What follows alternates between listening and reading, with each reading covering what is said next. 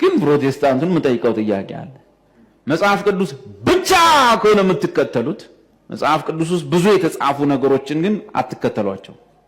ለምሳሌ በየትኛው የመጽሐፍ ቅዱስ ክፍል ውስጥ ነው ሴት የቤተ ክርስቲያን መሪ የምትሆነው? የለም። ሶላ ስክሪፕቹራ ውሸት። በየትኛው መጽሐፍ ቅዱስ ጥቅስ ነው ቤተ ክርስቲያን ውስጥ እንደ ልባችሁ በልሳን ጩሁ የሚለው? የለም። ግን ሶላ ስክሪፕቹራን የምትጠቀሙት ከኦርቶዶክስ ጋር ኦኬ፣ እኚህን መምህር እንደሰማችኋቸው ምን እያሉ ነው? በፕሮቴስታንት ውስጥ መጽሐፍ ቅዱስ ብቻ የሚል ትምህርት ቢኖርም ግን ውሸታቸውን ነው እያሉ ነው። በምን መልኩ አሉ? ይህን ለመረዳት በነገራችን ላይ ቪዲዮውን ማለት ነው 3 ነጥቦችን ላንሳ። የመጀመሪያው ነጥብ በምን መልኩ ነው ያነሱት? እንደ ፕሮቴስታንቶቹ መጽሐፍ ቅዱስ ብቻ ቢሉም ግን መጽሐፍ ቅዱስ ላይ የሌለ ልምምድ ግን አላቸው። ለምሳሌ አሉና ሴት ልጅ በቤተክርስቲያን ውስጥ ፓስተር ትሆናለች እነሱ ጋር፣ ግን ይህ መጽሐፍ ቅዱስ ላይ የለም አሉ። ኬት ነው ያገኙት? ከመጽሐፍ ቅዱስ ሳይሆን ከሰዎች። ስለዚህ መጽሐፍ ቅዱስ ብቻ የሚሉት ውሸት ነው።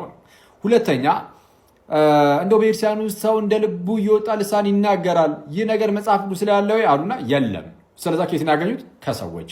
ስለዚህ ሰዋዊ የሆነ ትምህርት ስላላቸው መጽሐፍ ቅዱስ ብቻ የሚሉት ውሸት ነው፣ እንደ ኦርቶዶክስ ጋር ለመጨቃጨቅ ያህል ነው አሉ። የመጀመሪያው ነጥብ አዎ ትክክል ናቸው። መጽሐፍ ቅዱስ ብቻ ይላሉ እንጂ መጽሐፍ ቅዱስ ብቻ እያሉ ግን መጽሐፍ ቅዱስ ብቻ የሚባለውን ትምህርት የማይቀበሉ ናቸው ፕሮቴስታንቶቹ ራሳቸው። ሁለተኛው ነጥብ ግን እሳቸው ራሳቸውም መጽሐፍ ቅዱስ ብቻ ይላሉ ግን አይቀበሉትም። እንዴት ያላችሁኝ እንደሆነ ለምሳሌ ጥምቀት አያድንም ብለው ነው የሚያስተምሩት፣ ግን መጽሐፍ ቅዱስ ላይ ጥምቀት አያድንም ሳይሆን ጥምቀት ያድናል ነው የሚለው። ሊትራሊ ለምሳሌ ጥምቀት ያድናል ይላል መጽሐፍ ቅዱስ። ለምሳሌ አንደኛ ጴጥሮስ ምዕራፍ 3 ቁጥር 21 ላይ ሰው ጥምቀት እንደሚያድን መጽሐፍ ቅዱስ እያስተማረ እሳቸው ግን መጽሐፍ ቅዱስ የማያስተምረውን ካስተማሩ እሳቸውም የዚዊንግሊን የሰዎችን ትምህርት ይዘዋልና የነዚህ ዊንግሊን ሰዋዊ ትምህርት በማስተማራቸው መጽሐፍ ቅዱስ ብቻ የሚሉት ያው የእርሳቸውን ቃል ለመጠቀም ውሸት ነው ማለት ነው።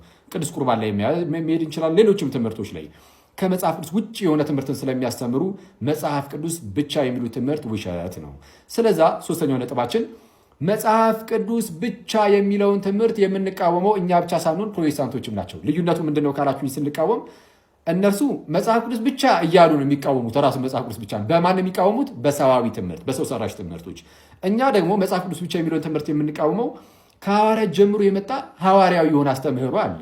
አስተምህሮውን ይዘን ነው መጽሐፍ ቅዱስ የምናነበውና መጽሐፍ ቅዱስ ብቻ የሚለውን ትምህርት እንቃወማለን።